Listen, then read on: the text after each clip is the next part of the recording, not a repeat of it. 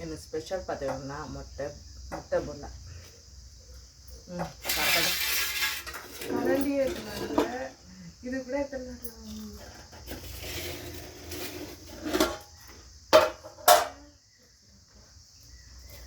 சாப்பாடு மீட் சோறு.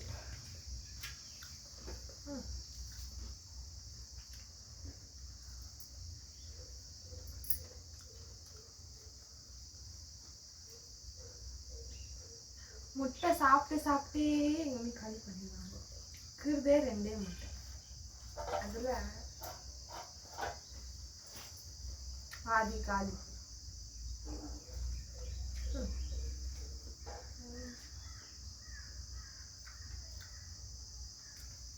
எல்லாமே எடுத்துன்னு வந்துட்டியாண்ணா? ஆமாம், எடுத்துன்னு வந்துட்டேன். என்ன பார்த்தா கரண்டி காணும்.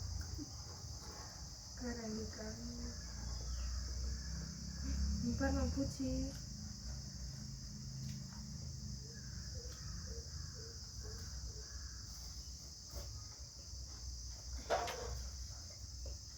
தொட்டுக்கிறதுக்கு தானே எத்தனை இந்த முட்டை. அங்கே சோறை சாப்பிடல, ஃபஸ்ட் சாப்பிட்றது.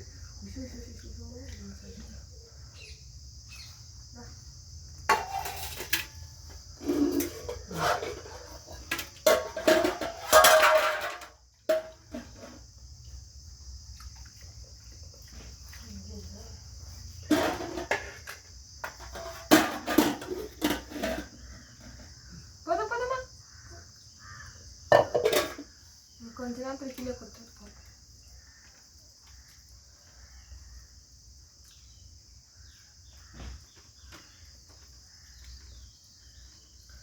எந்த சாப்பாடு அப்படின்னா சாப்பாடு விஷயத்தில் வந்து இது அதுன்னு சொல்லக்கூடாது. சாதம், உப்புமா, பூரி, சப்பாத்தி, கூழ், பழைய சாப்பாடு எது கொடுத்தாலுமே மனுஷன் கொடுத்ததுன்னு நினைக்கிறதோட சாமி கொடுத்ததுன்னு நினைக்கணுமா.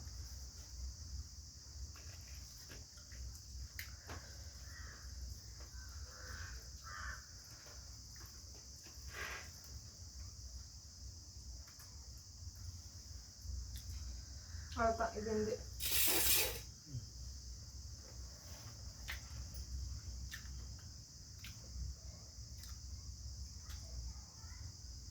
வெள்ளமாக சாப்பிடுவாங்க தொண்டைக்கு.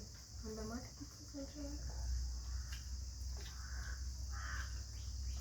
பேசணுன்ற விஷயத்துக்கு பேசுறதில்ல.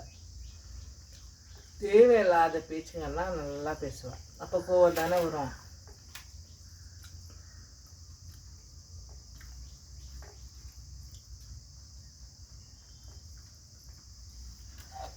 சாதம் சாம்பார் எடுத்த வீடியோவில் சாதம் சாம்பார்.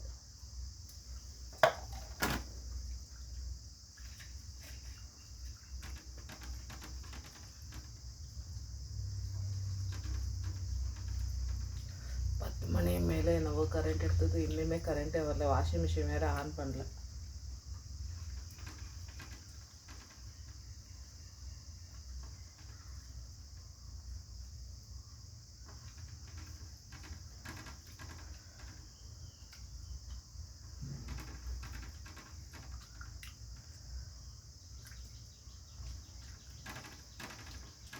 மழை வர்றது மாதிரி கிளைமேட் மாறினே இருக்குது.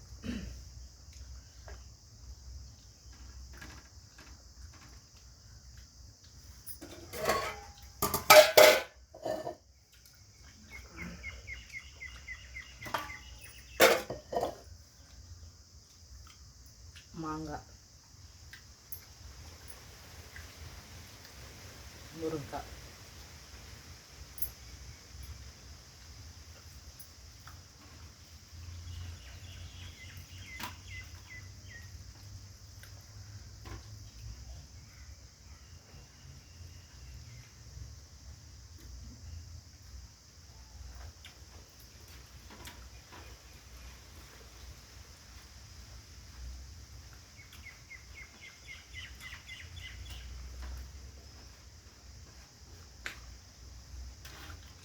அப்படியே எடுத்து சாப்பிட்ணும்ல.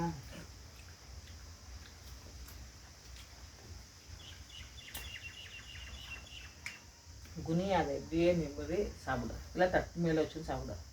சாம்பார் கீழே போட்டு மூட்டை வளர்ப்பு சாதத்தில் பிசைஞ்சு நல்லா வச்சுன்னு இல்லைன்னா பிளேட் அரை எடுத்துன்னு வந்து வச்சு நான் தட்டு எடுத்துன்னு தான்.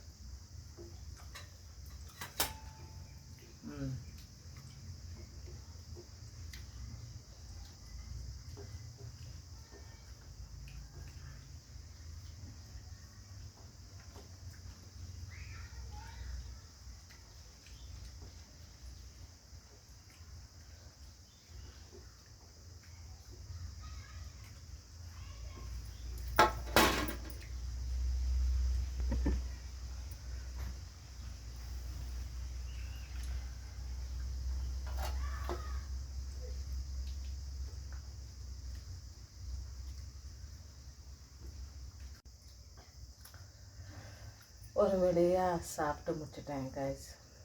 என் பொண்ணு தான் என்ன சாப்பிட்டுங்கிறான். 10 மணியில் கரண்ட் போகிறது வருதுன்னு எதிர்பார்த்தா கரண்ட்டு வரல, என்ன வரல. சாதம் குழம்பு முட்டை போண்டா போட்டுக்கின்னு சாப்பிட்டு திருப்தியாக ஆச்சு. ஓகே, உங்கள் வீட்டில் என்ன மறக்காமல் கமெண்ட்ஸ் பண்ணுங்க. என்ன விஷயத்துக்காகனா நான் வந்து வீட்டில் பேச வர்றதுன்னா சிலர் வந்து ட்ரெஸ் பற்றி சில திங்ஸ் பற்றி பேசுவாங்க. நாம் வந்து நேச்சுரலாகவே வீட்டில் வந்து ஹவுஸ் ஒய்ஃபு, நம்ம வந்து அதிகமாக படிக்கலை, ஹைஸ்கூலுக்கு போயிருக்கிறோம், அவ்வளோதான். ஹைஸ்கூலோடு அது எடுத்துக்கினேன். என்ன தமிழ் எப்படிங்கோன்னு நினச்சிக்கினீங்கன்னா, நான் வந்து மைசூரில் பிறந்தேன் வளர்ந்தேன். எங்கள் வீட்டில் வந்து தமிழ் அப்படின்னா தமிழ் அப்பா அம்மா தமிழ் தான். ஆனால் நாங்கள் வந்து வீட்டில் வந்து பேச மாட்டோம், எல்லாம் கன்னடா பேசுவோம். அம்மா அப்பா அண்ணா 2 பேர் அண்ணாமாருக்கும், நான் ஒரே பொண்ணு. அப்படி தொட்டு நான் தமிழ் கற்றுக்கணுமோ இல்லை நம்ம தமிழ்காரங்கோ தமிழ் தான் பேசி ஆகணுமோ எந்த கட்டாயமோ எங்கள் வீட்டில் பண்ணல. அவங்களும் பேசும்போது எங்களுக்கும் கற்றுக்கோங்கன்னு எங்களுக்கு சொல்லவும் இல்லை. அதே மாதிரி தான்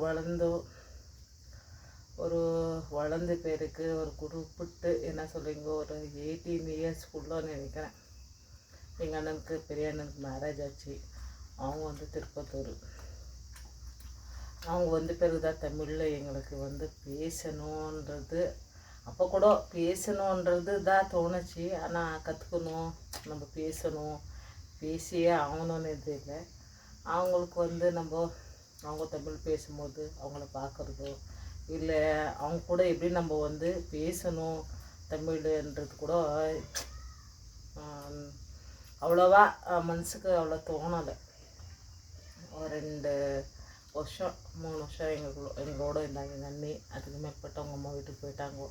அது வந்து எங்கள் அண்ணாக்கு எங்கள் அண்ணிக்கு இருந்த பர்சனல் மேட்டர். கொஞ்சம் தான் பேசணும் என்ன ஏதுன்னு கொஞ்சம் அதுக்குள்ளே அவங்க போயிட்டாங்க. மறுபடியும் நாங்கள் கன்னடத்துக்கே அப்படின்னா லாங்குவேஜ் வந்து கன்னடத்துக்கே வந்துட்டோம்னு. கன்னடா பொதுவாகவே அக்கப்பக்கத்தில் எல்லாருமே யாரோ ஒருத்தர் 2 பேர் தான் தமிழ்காரர் இருப்பாங்க. அவங்க கூட அதிகமாக பேச மாட்டாங்க, எல்லாம் கன்னடத்துல தான் பேசுவாங்க. அப்படி தொட்டு கன்னடத்துலேயே போயிடுச்சு வாழ்க்கைன்றதோட கல்யாண விஷயத்துக்கு வரும்போது சிலர் வந்து அங்கே இருக்க தொட்டு அங்கேயே அப்படின்னா மைசூர் இருக்க தொட்டு எங்கள் அம்மா வீட்டாண்டு எங்களை பார்த்தவங்க எங்களை வந்து பொண்ணை கேட்டாங்க. கோயிலுக்கு போகும்போதோ இல்லை வெளியே போகிறதே கம்மி. நான் வந்து அம்மா வீட்டில் வந்து எங்கள் வீட்டுக்கார் அப்படின்னா இங்கே வந்து பங்கார்பேட்டையில் கேஜிஎஃப்பில் கல்யாணம் ஆகி நான் வந்து இருக்கும்போது எங்கள் வீட்டுக்கார் ஒரு கடை கட்டணும் அப்படின்னா ஒரு பானிபூரிக்கோ வெளியோ ஒரு இது மளிகை சாமான் வாங்குறதோ துணி கடைக்கோ அந்த மாதிரி எனக்கு வந்து எங்கள் அண்ணா மாதிரி இன்னும் போனதில்லை. எங்கள் அப்பா வந்து எனக்கு சின்ன வயசில் 10 வயசுலேயே எங்கள் அப்பா வந்து இறந்துட்டு தொட்டு எப்படி நான் எங்களோட வாழ்க்கையை வந்து நான் வெளியவே கம்மி. ஒரு ஃபங்க்ஷன் ஒரு கல்யாணத்துக்கு போனது கூட கம்மி. 1 2 முக்கியமான 2 பேர் கல்யாணத்துக்கு போயிருப்போம், அவ்வளோதான். எங்கள் அம்மா அழுப்பவும் மாட்டாங்க. அந்த மாதிரி நான் வளர்ந்த விதம்.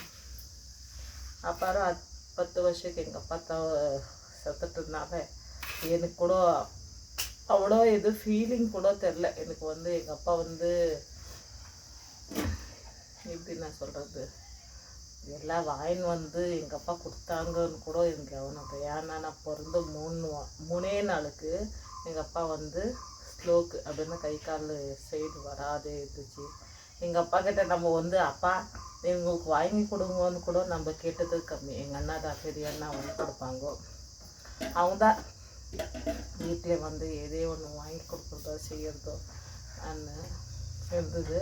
அது தொட்டு எங்கள் அப்பா கிட்ட அவ்வளோ பேசினீங்களே ஏமா ஐயா அவ்வளோ அவங்களுக்கு கால கை வரல. அப்பா போலீஸு கால கை பேச்சு வரலனாலுமே நம்ம என்ன சொல்கிறது அப்பான்னு கூட அவ்வளோவா எனக்கு கவனம் கூட அவ்வளோ இல்லை.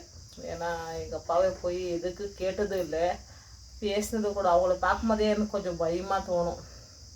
எங்கள் அண்ணாமாருங்கோ பெரியவங்களாக இருந்தாங்கோ. நான் பொறுக்கும் போதே 18 இயர்ஸ் 18 வயசு எங்கள் பெரிய அண்ணனுக்கு, ரெண்டாவது அண்ணனுக்கு 13 வயசு. பெரியவங்க தான்.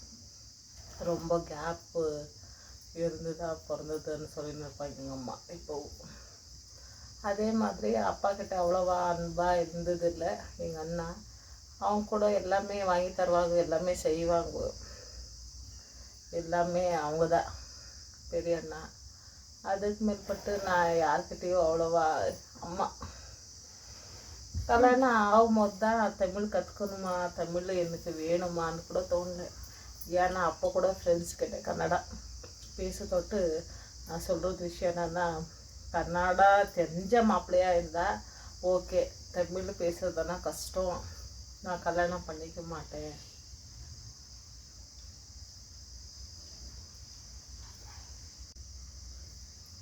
அந்த மாதிரி கல்யாணம் ஆகும்போது தான் எனக்கு தெரியும் தமிழ் முக்கியமானு கூட. அப்போ கூட கொஞ்சம் விளையாட்டுத்தனமாக இருந்தேனோ என்ன தெரில எனக்கு. கன்னடா மாப்பிள்ளை வந்து கன்னடா பேசணும், அவங்க தமிழ்காரங்களாக இருந்தாலும் பரவாயில்ல, கன்னடா பேசணும். அப்படி இருந்தால் தான் நான் கல்யாணம் பண்ணிக்குவேன்னு சொன்னேன். எங்கள் வீட்டில் எங்கள் அம்மாவாகட்டும் எங்கள் அண்ணாவட்டும் எதுவும் சொல்லலை. இப்படி சொல்கிறாளே நான் கூட அவங்க எதுவும் நினைக்கல.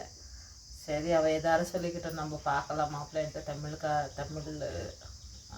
இருக்கட்டும் சொல்லி தான் அவங்க பார்த்தாங்க. சிலர் பேர் வந்து பொண்ணை பார்க்கும்போது இதாரா குறைங்கள் இதாரா சொல்லுவாங்கன்ட்டு நினைக்கிறது கூட. அப்படின்னா வருவாங்க, அவங்க எந்த குறையும் சொல்ல மாட்டாங்க, பொண்ணை பிடிச்சிருக்குதா சொல்லுவாங்க. ஆனால் எனக்கு வந்து அவங்கள பிடிக்காது அப்படின்ற மாதிரி தான் நிறைய பேர் வந்து எனக்கு பிடிக்கல. எனக்கு என்னவோ வந்து அவங்க சொல்ல ஊர், அவங்க சொல்கிறது அந்த பேருங்க எனக்கு வாயில் வராது தொட்டு எனக்கு பிடிக்கல. அதே மாதிரி 2006 நினைக்கிறேன், 2007 தான் எனக்கு கல்யாணம் ஆச்சு. அவங்க பிப்ரவரி மாதத்தில் தான் நினைக்கிறேன் எங்கள் வீட்டுக்காரர் வந்து இந்த பொண்ணை பார்க்கறதுக்கு வந்து எங்கள் ஆயா வீட்டில் யாரோ புரோக்கரு எங்கள் வீட்டுக்காருக்கு அக்கா வீட்டுக்கார் வந்து பொண்ணை பார்த்து சரி அப்படின்னு சொல்லிட்டு போனது. அப்புறம் வந்து அப்புறமா கூட எனக்கு மனசுக்கு வரல. ஏன்னா அவங்களுக்கு கன்னடா வருமான்னு கேட்டதுக்கு ஆமாம் வரும், பெங்களூர்காரங்கன்னு சொன்னாங்க. பெங்களூரில் பங்கார்பேட்டைன்னு சொல்ல, பெங்களூர்னு சொன்னாங்க. ஓகே, நானும் மாப்பிள்ளைக்கிட்ட பேசணும். ஆனால் சரி ஃபோன் நம்பர் கொடுத்தாங்கோ. அப்புறம் ஏதோ பார்க்கல, அதோட சரி கொஞ்சம் கேப் ஆச்சு, ஒரு 2-3 மாதம். தினையும் வந்து பொண்ணை கேட்டாங்கோ. எனக்கு என்னவோ மனசுக்கு வரலன்ட்டு நான் வேணாம் நினச்சேன். தினையும் அவங்க மைசூருக்கு வந்து பொண்ணை பார்த்து கேட்டு அப்போ கூட சில ஃபார்மாலிட்டிஸ் என்னவோ சொல்கிறீங்களே அது இருக்குது. சரி அப்போ கூட சொன்னாங்க, ஏன்னா பையனுக்கு வந்து அப்பா அம்மா இல்லை அப்படி இப்படி ஏதோ சொன்னாங்க. சரி அப்போ கூட எனக்கு வந்து கல்யாணம் ஆயிட்டு பிறகு கஷ்டப்படணுமோ என்னவோ அப்படின்னா கஷ்டம்னா எனக்கு வந்து கஷ்டமே இருக்கக்கூடாதுன்றோம் நான். அந்த மாதிரி வந்தது. அது இல்லாத ரெண்டாவது வந்து எப்படி தெரியுமா, சாப்பாடு விஷயத்தில் நொறுவா நிறைய சாப்பிடுவேன், சாப்பாடே சாப்பிட மாட்டேன். இந்த சாப்பாடு நீங்கள் பார்த்தீங்கன்னா என்னம்மா அந்த மாதிரி நொறுவான்னா இந்த தீனி பணியாரம்ன்றீங்களா, இந்த மாதிரி தீனி பணியாரம் சாப்பிடுவேன். சாப்பாடு அளவுக்கு ஒரு 2 இட்லி சாப்பிட்டாலே ரொம்ப மிச்சம். 2 இட்லி 2 சப்பாத்தி, அப்புறம் ரைஸ் கூட கம்மி. ரொம்ப சாப்பாடு விஷயத்தில் கம்மி. அவுட் சைட் ஃபுட்டு தான். அப்படின்னு எங்கள் அண்ணா வாங்கின்னு வருவாங்க, நான் எங்கள் அம்மா கொடுப்பாங்க, நான் சாப்பிடுவேன். கடைக்கு சின்ன சில்லறை கடைக்கு பிஸ்கெட்டோ இந்த தேங்காய் மிட்டாய் பருப்பு எதையெல்லாம் ஷாப்பிங் மிட்டாய் அந்த மாதிரி சில்லதெல்லாம் வாங்கி சாப்பிடுவேன். அதிலே வயிறு நெஞ்சிடும். பார்க்கறதுக்கு மெலிசாக இருப்பேன், அவ்வளோதான். நான் அதிகமாக என்ன படிக்கல. ஆனாலுமே ஒரு சின்ன சின்ன ஆசைகள். கல்யாணம் ஆகிட்ட பிறகு நான் கஷ்டப்படக்கூடாது, நான் இப்படி தான் இருக்கணுன்றது ஒரு முடிவாக நான் கல்யாணம் பண்ணிக்கினேன். கல்யாணம் பண்ணிட்டு பேருக்கு